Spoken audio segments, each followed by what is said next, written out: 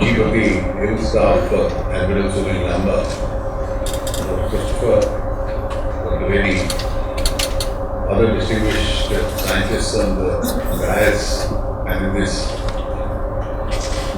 august gathering, ladies and gentlemen.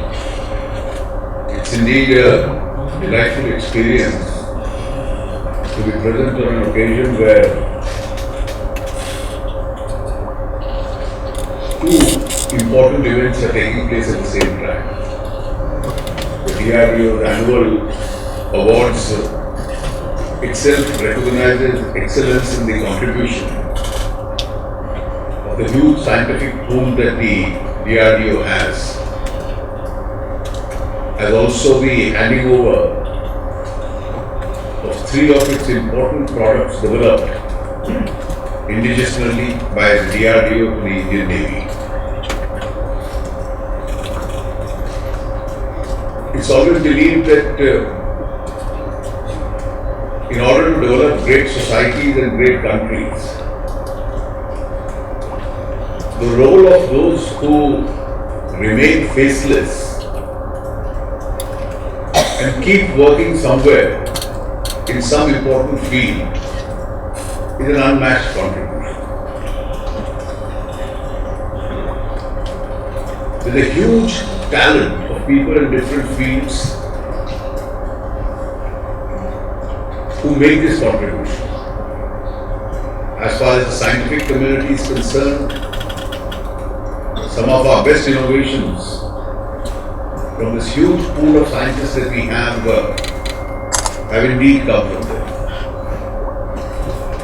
And as the world is moving forward,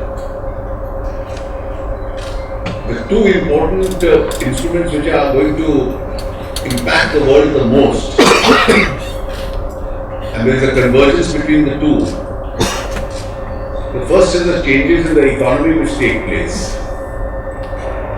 and the second is the evolution of technology. And it's obvious that both of them seem to be converging. Societies which invent, societies which think ahead, societies which innovate, which bring out newer products, are those which are going to march forward. And therefore even smaller nation states which have transformed themselves into nations of innovators have marched way ahead of the others who follow the conventional routes. And obviously for doing this we require a network of educational institutions of excellence, institutions where specialized education in these fields can be provided in order to shape the human mind. And in a country like India, which has the advantage of a very large knowledge resource, not only to increase the base of that knowledge resource, but also to produce from there the minds of excellence which will achieve this, is reasonably possible. And therefore the country has a great interest in the scientific community being able to lead all these marches. I am glad that the DRDO is becoming an important instrument in this effort for self-reliance. We've remained for too long a large importer of technologies,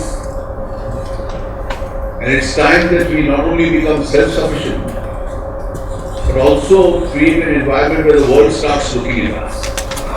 And therefore a series of policy initiatives which have been taken over the years have now ensured that the ecosystem for converting India into a base for important inventabilities and manufacture itself will be here.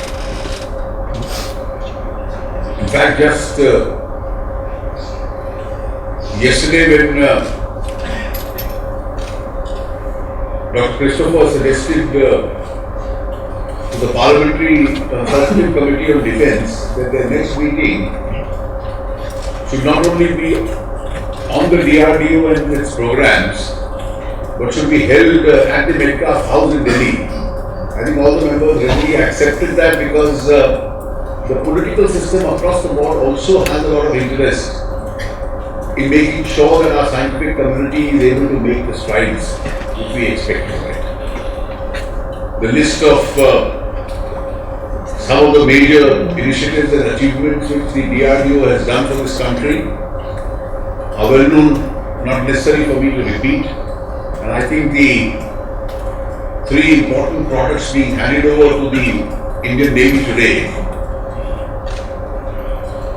marks an important event on this annual awards function day of the DRDO itself.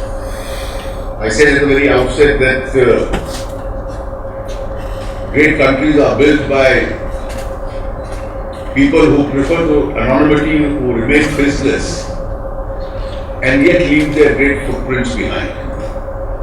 I think there will be a very large number in the DRDO who we have not honored who followed that course.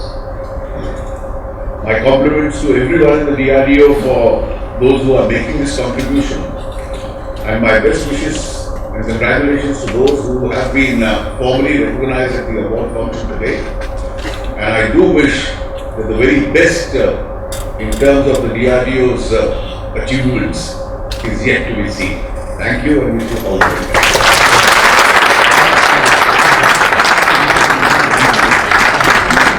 Thank you, sir, for your motivating message. DRDO will be guided by your directives in all its future endeavors.